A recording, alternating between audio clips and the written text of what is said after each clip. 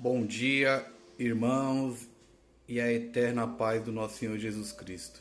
Que Deus em Cristo abençoe a vida de cada um nessa manhã de sábado, mais uma vez para a honra e glória do Senhor Jesus. Meus irmãos, nesta manhã de hoje eu gostaria de compartilhar com os irmãos um tema que, por incrível que pareça, no meio da igreja, do povo de Deus, há uma certa dificuldade em entender essa questão. A relação e o propósito das alianças. Deus, na pessoa de Cristo e do Espírito Santo, o Pai, o Filho e o Espírito Santo, a unidade composta, né? Quando se diz lá, eu não me lembro agora, no Antigo Testamento, ouve, ó Israel, o Senhor é o vosso Deus, o único Deus. Aquela palavra único ali no original hebraico, e não é difícil hoje entendermos isso, porque nós temos Bíblias aí com traduções já pelo Google, né? Então nós podemos pesquisar rapidamente caso nós queiramos. Não é mais necessário a gente comprar enciclopédias e para poder entendermos algumas situações, né, irmãos? Nós podemos baixar uma Bíblia chamada Strong, Dicionário Strong, que ela tem as traduções das palavras do Antigo Testamento em hebraico e do Novo Testamento em grego, que foi escrito em grego. Tem também a tradução do significado das palavras. Aí o contexto vai definir qual o significado, porque às vezes tem vários significados. Uma palavra só tem vários significados, muitas vezes, né? Então o contexto é que vai definir o significado mais que se encaixa melhor. Enfim. Mas quando Deus falou isso, ouve, ó Israel, Deus um só é o vosso Deus, o único Deus. Esse único é de unidade composta, irmãos. Por exemplo, uma uva solta é uma unidade, né? Mas um cacho de uva é um cacho, mas composta de outras uvas. Então, esse único é de único cacho, vamos assim dizer, que Deus usou ali. Não é de único no sentido de uma unidade só, de uma uva só. Então o Senhor estava dizendo para Israel que o Senhor ele é triuno, né? Infelizmente, por motivos maiores aí, muitos deles não entenderam, né? Muitos entenderam, né? Porém muitos não entenderam até hoje. Mas o que eu quero entrar com os irmãos é nessa questão que muitos irmãos, hoje eu congrego, por exemplo, irmãos, em uma denominação aí cuja placa ela é bem conhecida no Brasil, né? Tem várias ramificações e tal, mas é uma igreja tradicional, pentecostal, né? Porque nós sabemos que o Pentecostes é uma realidade, né? Há variedade de dons, há variedade de línguas, né? Enfim, nós reconhecemos isso tranquilamente, né? Pela Bíblia, primeiramente, né? E posteriormente pela convivência com alguns irmãos que receberam da parte de Deus esse dom, né? Mas mesmo assim, muitos desses irmãos têm essa dificuldade de interpretar, irmãos, a finalidade, a causa das alianças, porque Deus, muitos dos meus irmãos, eles dizem, mas Deus não muda. É verdade, a Bíblia diz que ele não muda, só que Deus muda o modo. Para Deus mudar o modo, ele não precisa mudar, ele muda o modo, né? Então ele iniciou o processo de reconciliação com a humanidade depois da queda do homem em Adão. Ele deu um reset em tudo isso e começou a reestruturar essa aliança, mostrando que nos primórdios era necessário a morte de animais para esse sangue ser derramado, porque o salário do pecado é a morte, tendo em vista que quando Adão peca, Adão tenta se cobrir com sua própria justificativa, com seu próprio modus operandi, com folhas de figueira, e Deus costura para eles vestes de pele, né? E para extrair a pele é necessária a morte do animal, né? Então Deus, quem fez o primeiro sacrifício, e sempre foi assim, é Deus. Louvado seja o nome do Senhor. E o Adão, ele tentou fazer o seu próprio modus operandi de cobertura, né? De expiação. Enfim. nós vamos ver que a palavra expiação ela tem alguns significados e é maravilhoso, irmãos. Nós vamos chegar lá. Vou tentar fazer o vídeo não ficar muito longo. Então, alguns dos nossos queridos irmãos, hoje em dia, em 2024, eles têm alguma dificuldade ainda em discernir essa questão. E quando alguns destes vão para o Antigo Testamento, eles querem trazer aquelas coisas como se Deus usasse ainda aquele modo. Mas Deus não usa mais o modo do Antigo Testamento. Deus usa agora o modo do Novo Testamento. No Antigo Testamento, por meio de Jeremias, ele disse: vai vir dias em que farei uma nova aliança, um novo concerto, não como fiz com vossos pais, mas uma nova aliança superior. Né? Por que superior? Porque toda a antiga aliança, meus irmãos, a mecânica, a engrenagem da antiga aliança era através de holocaustos, sacrifícios e ofertas, com morte de animais e com sangue, anualmente. Então todo ano Deus levantava um sumo sacerdote, que também é pecador, também é filho de Adão e Eva, e aí Deus tinha os mecanismos, né? Então nós vamos dar uma passadinha lá em Levítico, para depois nós irmos para Hebreus, para nós entendermos um pouco essa questão juntos, amém? E o tema deste vídeo hoje é: a sombra não é a realidade. A sombra não é a realidade, amém? Nós vamos para a sombra agora. Vamos para a sombra. Levítico, capítulo 16, do versículo 11 até o versículo 14. Tá escrito assim, a epígrafe, né, dessa Bíblia aqui, tá escrito assim, ó: o sacrifício pelo próprio sumo sacerdote, que naquele momento era Arão. Amém? Verso 11: e Arão fará chegar o novilho da expiação. Depois nós vamos ver o que é o significado dessa palavra expiação aqui em um contexto muito interessante, tá, irmãos? E Arão fará chegar o novilho da expiação, que será por ele, e fará expiação por si, pelo próprio Arão, e pela sua casa. E degolará o novilho da sua expiação. Ó, no novilho. E o novilho não sabia o motivo pelo qual estava sendo degolado, irmãos. É importante nós sabemos disso, que os animais, eles morriam, eram imolados, mas eles, além de não ter culpa, né, pelos pecados das pessoas, os animais não tinham culpa. A Bíblia diz que a natureza sofre, não por causa dela, mas por causa de quem a sujeitou. Então o pecado do homem é que sujeitou a natureza, a fauna, a flora, gemer e sofrer com dores de parto até agora, até Cristo vir. Então, eles não tinham culpa, não sabiam porque estavam morrendo e não tinham culpa, mas mesmo assim eram sacrificados, né? Então, Deus falou: você vai trazer o novilho da expiação, ele vai ser por você e pela sua casa. E vai degolar ele e vai tirar o sangue. Vai tomar também o incensário. Verso 12: tomará também o incensário cheio de brasas de fogo do altar de diante do Senhor, e os seus punhos cheios do incenso aromático moído, e o levará para dentro do véu. Tinha um véu espesso, onde o sumo sacerdote, uma vez por ano, só podia entrar lá com sangue. Se ele entrasse lá sem sangue, ele morria, era fulminado imediatamente. Amém?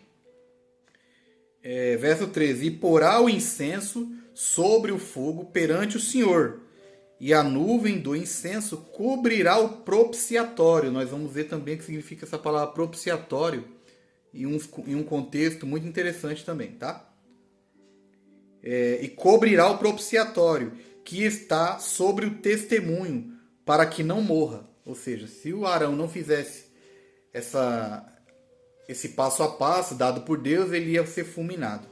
Verso 14: e tomará o sangue do novilho que foi degolado, e com o seu dedo espargirá sobre a face do propiciatório para o lado oriental, e perante o propiciatório aspergirá 7 vezes do sangue com seu dedo. Amém. Aí tem uma série de outras indicações aqui, né? Mas aqui nós vemos, irmãos, que o Arão tinha que fazer esse passo a passo com esse sangue desse animal inocente e sem culpa, para que ele não morresse, né? Isso era uma sombra do que haveria de vir, da realidade que haveria de vir. E agora nós vamos ler a realidade. Aqui era a sombra, que era a representação, né? E agora nós vamos para a realidade. Hebreus, capítulo 7, a partir do verso 11. Vamos ler alguns versículos aqui. Não, irmãos, antes de ler Hebreus, vamos ver aqui esse significado da palavra expiação e propiciatório nesse contexto aqui, né? Expiação. Eu usei a Bíblia Strong, irmãos, que é um dicionário também que traduz, tá bom? Expiação em hebraico, kalfar, eu não sei pronunciar porque eu não sei falar hebraico, significa cobrir, fazer reconciliação, vai pegando aí, irmãos, cobrir, fazer reconciliação, cobrir com betume. Olha, expiação também significa cobrir com betume. Isso te lembra alguma coisa, meus irmãos? Lembramos da Arca de Noé, da Arca de Deus, na verdade. A Arca não era de Noé, né? A Arca era de Deus. Noé é quem foi encarregado de construir e através dela ser salvo ele e sua família, né? A Arca não era do Noé. Cobrir com betume. Esse betume Deus mandou que Noé revestisse a Arca. Ele servia como um impermeabilizante, né? Este termo, em hebraico, está relacionado com a prática de cobrir algo com betume, um material utilizado para impermeabilizar, proteger de infiltração as superfícies, né? Significa remoção e cobertura dos pecados através de ritos estabelecidos por Deus. Isso é muito importante. Nós entendemos que é Deus quem estabelece os ritos e o modo pelo qual ele vai perdoar o pecador. Não é o pecador que chega e coloca: Deus, eu quero ser perdoado através do que eu faço, ou disso ou daquilo, ou através de qualquer outra situação.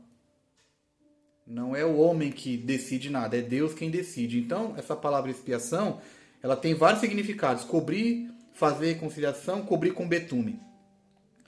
Então, o Arão, ele devia pegar e fazer essa expiação, representava isso daqui. Que coisa maravilhosa, né, irmãos? E Deus é quem estabelece essa engrenagem. Propiciatório. Arão também usou a palavra propiciatório.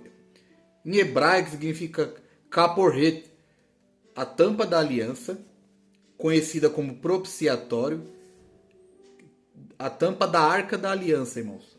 A arca da aliança. Que aliança era essa que tinha essa arca? A antiga aliança. Então, para esse modelo de aliança, sombra, Deus usava essa mecânica. Para aquele momento, para aquela aliança que até então não era nova, não era antiga, porque não havia vindo a nova, era a aliança. Mas viria uma nova aliança, mas até então não tinha vindo. Então, a tampa da arca da aliança, conhecida como propiciatório, ou lugar de expiação, lugar de cobrir, de colocar o betume, de colocar o impermeabilizante para não haver infiltração, glória a Deus, era o lugar onde o sangue, irmãos, nunca na antiga aliança as coisas eram resolvidas sem sangue. Porque o sangue é onde se encontra a vida. Só que era sangue de animais.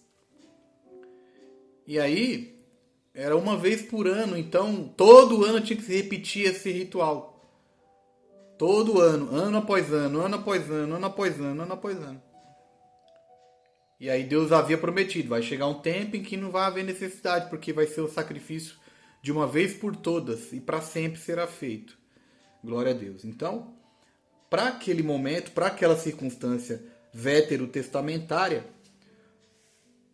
era feito isso. O propiciatório era o lugar onde o sangue do sacrifício era aspergido pelo sumo sacerdote. Ali, o irmão Arão. No dia da expiação, dia estabelecido por Deus, o perdoador. Então tem coisas importantes aqui a observarmos. Primeiro, haveria necessidade de alguém morrer pelos pecados. Quem morria era o animal. Só que o animal não tinha culpa e nem sabia o motivo pelo qual estava morrendo. Só que o animal oferecido pelo sumo sacerdote, por ele mesmo e depois pelo povo, não era dele. O próprio sacrifício que era ofertado, o sangue do próprio sacrifício que era ofertado, não era do Arão e não era do povo. Porque não foram eles que criaram, trouxeram à existência esse animal. Quem criou esse animal foi Deus. Eles apenas cuidavam dele depois que ele veio à existência. Aleluia. Então a providência é de Deus, sempre. Isso é que alguns irmãos hoje, onde eu congrego, não entendem. Eles viram e mexem, você percebe que alguns deles vão querendo levar para o lado da justificação humana. Isso é muito perigoso, irmãos. É muito perigoso. Louvado seja o nome do Senhor. Sempre provém de Deus a salvação e os meios de salvação sempre provém de Deus. Quando Adão pecou, foi Adão que procurou a Deus? Que Adão nos representa. Adão nos representa. Quem foi que procurou um ao outro? Foi Deus que procurou. Adão, onde estás?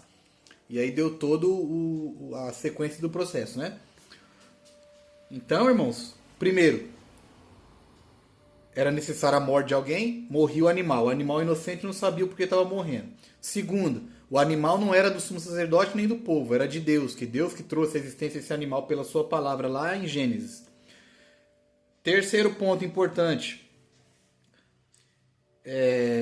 Esse sangue era aspergido ali, em cima do Arão, aspergia nele mesmo, porque ele mesmo é filho de Adão, e depois pelo povo, no dia da expiação, dia estabelecido por Deus. Então é Deus que estabelecia o dia.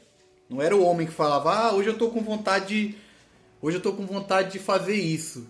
E Deus que se vire para me aceitar. Como muitas vezes é feito hoje. Né?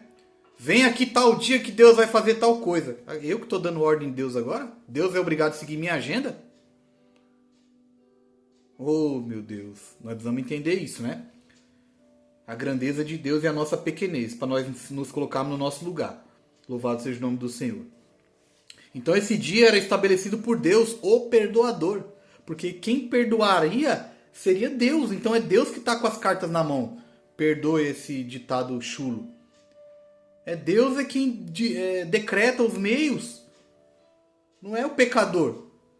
Então hoje, as pessoas às vezes eu vejo que vai falar com a pessoa, evangelizar, a pessoa praticamente pede pelo amor de Deus que a pessoa dê ouvido ao evangelho. Não, irmãos. Quem precisa ouvir o evangelho, quem precisa aceitar, se submeter, é o pecador. O pecador não é um coitadinho, não. O pecador, ele é um pecador miserável e está condenado à morte. A ira de Deus permanece sobre ele. Louvado seja o nome do Senhor. Então, particularmente eu, quando eu vou falar do evangelho para alguém, no meu trabalho principalmente, é o lugar onde eu mais faço isso, eu falo para a pessoa, eu coloco a pessoa no lugar dela. Não, você não é bom. Você é mau. Eu não sou bom, eu sou mau. Né? Nós é quem precisamos de Jesus. Não é Jesus quem precisa que nós nos arrependamos. Ele quer que nós nos arrependamos, mas ele não precisa que nós nos arrependamos. Louvado seja o nome do Senhor. As coisas acontecem, tudo acontece por permissão de Deus. Mas nem tudo que acontece é vontade de Deus.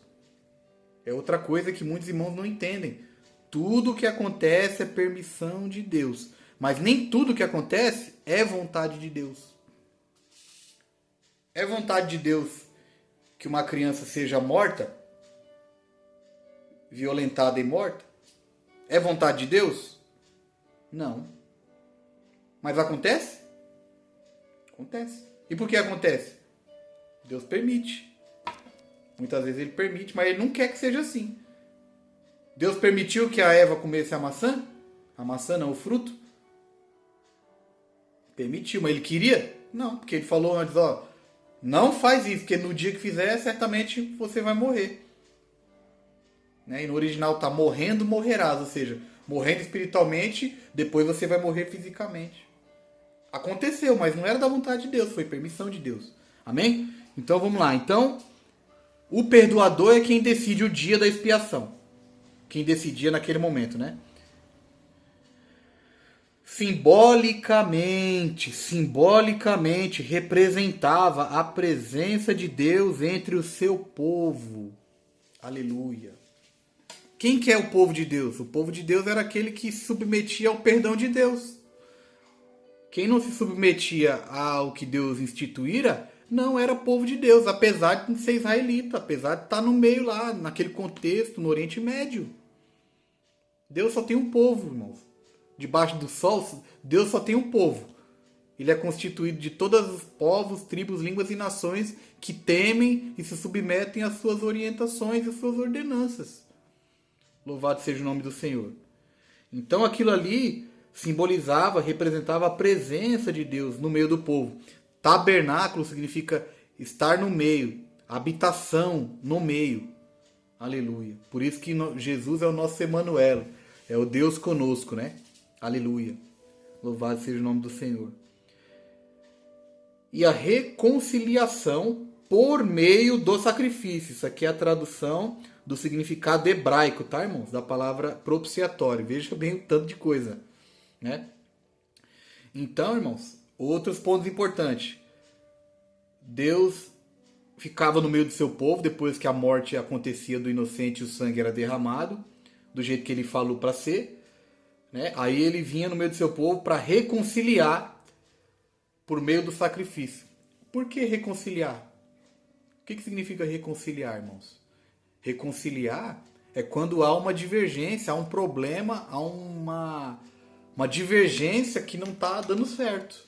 Aí vem alguém e faz essa mediação, essa reconciliação para que ambas as partes fiquem em paz uma com a outra.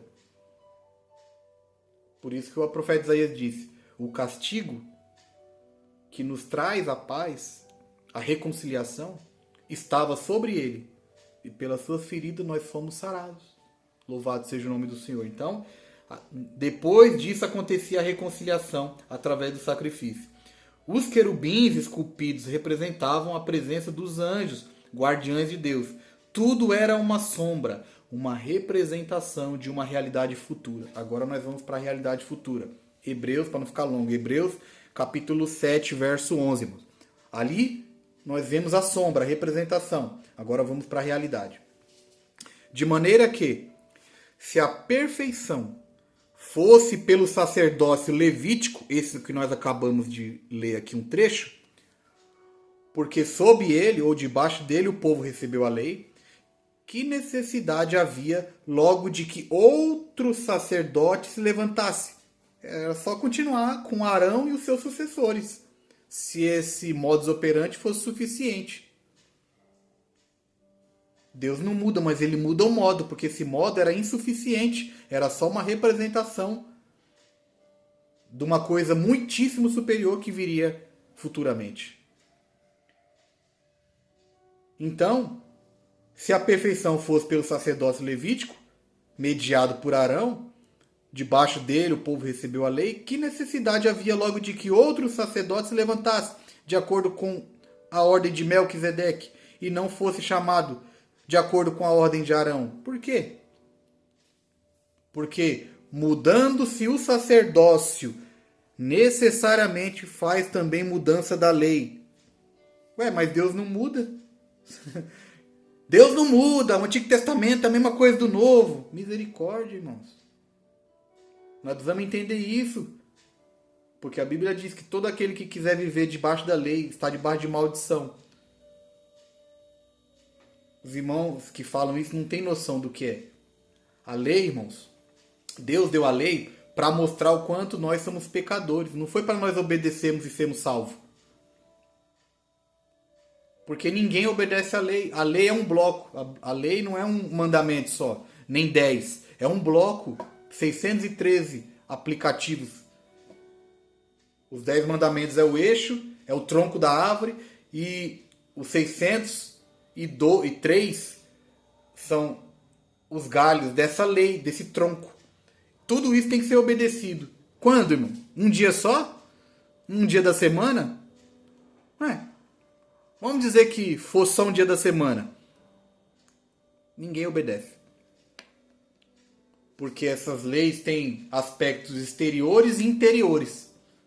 Exteriormente eu posso tentar até fazer alguma coisa, mas interiormente eu sei que eu peco por ação, peco por omissão, peco por pensar o que não deveria, peco por não pensar o que deveria, peco por falar o que não deveria, peco por não falar o que deveria.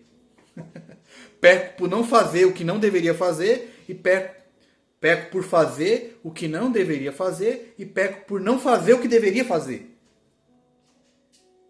Todo dia. E Deus, ele não está preso ao espaço-tempo, ele é atemporal, então o julgamento dele é intrínseco. Ou seja, não está preso a hora nem dia e é interiormente, não exteriormente. Deus não precisa ver eu fazer para fora para saber o que eu já fiz por dentro. Louvado seja o nome do Senhor. Então a peneira é muito fina, ninguém passa. Se passasse, Jesus não precisava ter vindo. O homem obediente até a morte de cruz não precisaria ter vindo, irmãos. Aleluia. Se fosse assim, Arão não precisava de jogar sangue nele. Ele jogava só pelo povo, mas ele precisava fazer por ele, porque ele mesmo tinha seus próprios pecados. Isso é um aval para viver pecando? Aí o Paulo já sofreu com isso, o apóstolo Paulo.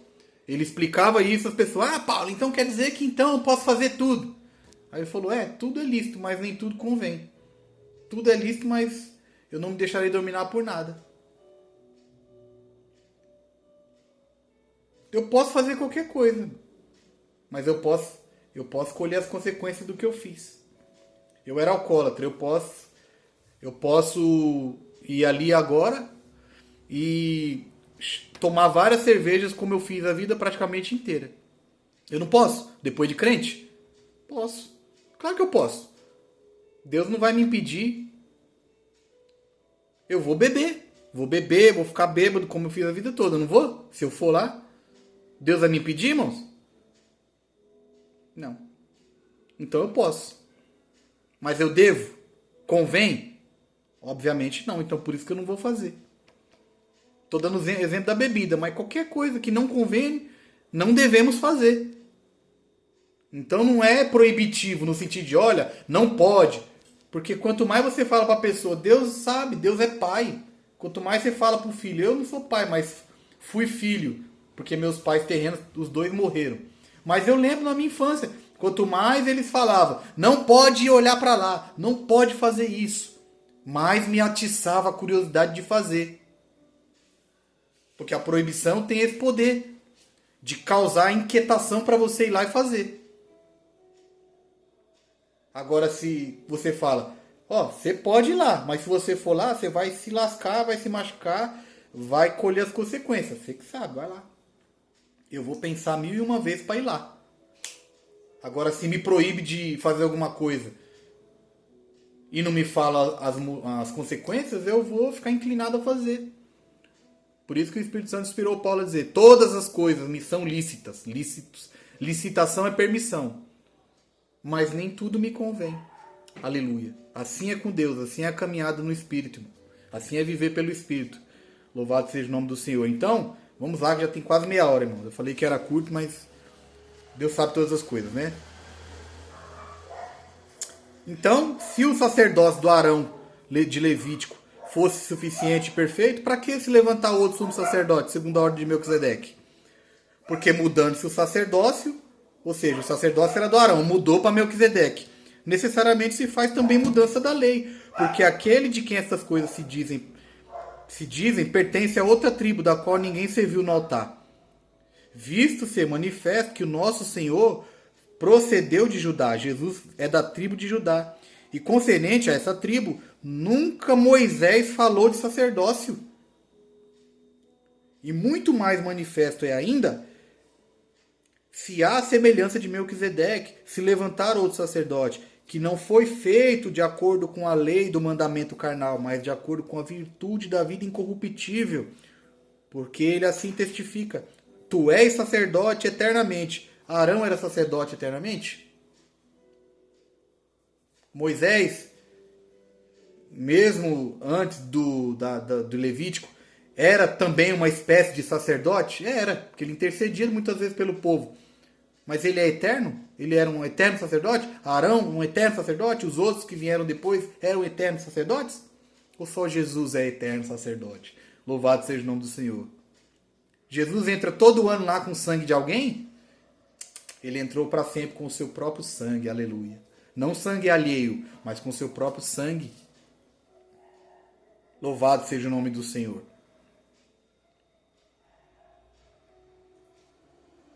Tu és sacerdote eternamente, de acordo com a ordem de Melquisedeque, que não tem início nem fim de dias. O escritor de Hebreus explica aqui a situação de Melquisedeque. Aleluia. Porque o precedente mandamento é abrogado por causa da sua fraqueza e inutilidade. E desta maneira é introduzida uma melhor esperança pela qual chegamos a Deus. Gálatas 3, do 1 ao 9 também explica isso. Uma melhor esperança pela qual chegamos a Deus. Nós não chegamos a Deus agora uma vez por ano com sangue de animais. Nós chegamos agora todos os dias, todos os anos, através do sangue do Cordeiro. Aleluia. E o sumo sacerdote agora não é mais um homem terreno, é Jesus Cristo. Ele intercede por nós através do seu Espírito Santo. Porque nós não sabemos muitas vezes nem orar como convém. Glória a Deus. Que dia? Todos os dias. Ele diz, eis que estou convosco. Todos os dias até a consumação do século. E visto que não é sem prestar juramento, porque certamente aqueles sem juramento foram feitos sacerdotes, mas este com juramento por aquele que lhe diz, jurou o Senhor e não se arrependerá, tu és sacerdote eternamente, de acordo com a ordem de Melquisedeque. De tanto melhor aliança melhor aliança do que a antiga. Aleluia. Jesus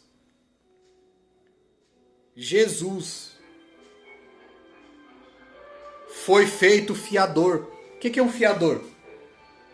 Aquele que paga a fiança, aquele que financia algo. Porque eu não posso pagar. Ele foi lá e intercedeu por mim e pagou o que eu não poderia pagar. Então Jesus é o fiador dessa mais nova e mais perfeita e melhor esperança e aliança. Glória a Deus. E na verdade, aqueles foram feitos sacerdotes em grande número. Haviam vários sumos sacerdotes, Arão e outros. Porque pela morte foram impedidos de permanecer. Arão morreu. Chegou um dia que Arão morreu. Aí Deus levantou outro sumo sacerdote para fazer o mesmo trabalho. Aí ele morreu. Aí Deus levantou outro sumo sacerdote para fazer o mesmo trabalho. Ele morreu e morreram. Foram impedidos pela morte de permanecer com esse trabalho. Agora Jesus não. Jesus morreu uma só vez. E agora está vivo para sempre. E esse sacerdócio agora é eterno. E o sangue agora não é mais de animais que não sabem o motivo pelo qual estão morrendo. Mas é o sangue do Cordeiro que sabia muito bem o que estava fazendo. Por mim e por você. Ele conhecia o meu e o seu pecado antes mesmo de nós o cometermos. E mesmo assim ele foi até o final. Louvado seja o nome do Senhor. Mas este, Jesus, porque permanece eternamente, tem um sacerdócio perpétuo. Portanto, pode também salvar perfeitamente, completamente, os que por ele se achegam ao Pai. Ele disse, ninguém vem ao Pai senão por mim. Eu sou o caminho, a verdade e a vida singulares. E ninguém vem ao Pai. Nenhum rito, nenhuma religião, nenhum modus operandi, sangue de quem quer que seja, é capaz de te levar ao Pai. Só Jesus Cristo. Aleluia. Porque nos convinha tal sumo sacerdote, oh glória. Obrigado, Arão. Obrigado, Moisés. Vocês fizeram o que estava ao seu alcance. Vocês foram limitados, vocês são filhos de Adão. O sangue dos animais precisava ser jogado em vocês também. Obrigado. Vocês foram fiéis. Como casa, mas maior do que a casa é aquele que construiu. Aleluia. Glória a Deus. Porque nos convinha tal sumo sacerdote, santo. Aleluia. O Arão não era santo, ele era santificado depois que o sangue era jogado sobre ele. Inocente, Arão não era inocente, ele era pecador. Imaculado, Arão tinha suas manchas. Separado dos pecadores, Arão vivia no meio dos pecadores. Feito mais sublime do que os céus, Arão não era assim. O irmão Arão, o querido irmão Arão, o querido irmão Moisés, eles não eram assim. Que necessitasse, como os sumos sacerdotes, de oferecer cada dia sacrifícios no plural. Primeiramente por seus próprios pecados, porque eles eram pecadores. E depois pelos do povo. Porque isto fez ele, Jesus, uma vez e se ofereceu a si mesmo. Aleluia. Ele se ofereceu como holocausto, sacrifício vivo e eterno por nós. Essa é a diferença crucial entre a antiga aliança, que é a sombra, e a nova aliança, que é a realidade. A sombra não é a realidade. A antiga aliança é um raio-x. Nós vamos no médico, estamos com algum problema, e vamos no médico. Chega lá, o médico faz um raio-x, ou um escaneamento, uma ressonância, não importa. E aí vem o resultado. A imagem mostra, olha, você está com um problema aqui, está quebrado ali, está luxado ali, lá. Tá, mas o raio-x não resolve o problema. Só me mostra o problema. O que adianta? Me mostra o problema, mas não tem a solução ao problema, raio-x. Assim é a antiga aliança. Era o raio-x, agora Jesus sim. Aleluia. Jesus, ele mostra através do raio-x, que é o Antigo Testamento, e ele vem com a solução, que é o seu sangue. Louvado seja o nome do Senhor. E aí eu finalizo, porque a lei constituiu sumos sacerdotes, no plural, a homens fracos. Mas a palavra do juramento, que veio depois da lei, constituiu a Jesus, perfeito e para sempre. Amém. Glória a Deus. A sombra não é a realidade, irmãos.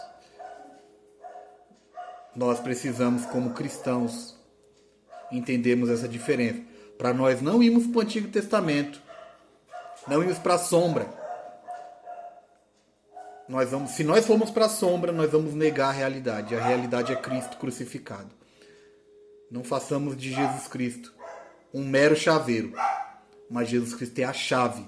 E todo o resto é chaveiro, para que o seu nome seja glorificado, e é glorificado para sempre, conhecido nos céus, conhecido pelos demônios, pelos principados e pelas potestades, ao qual todo o joelho se dobrará e toda a língua confessará que Jesus Cristo é Salvador.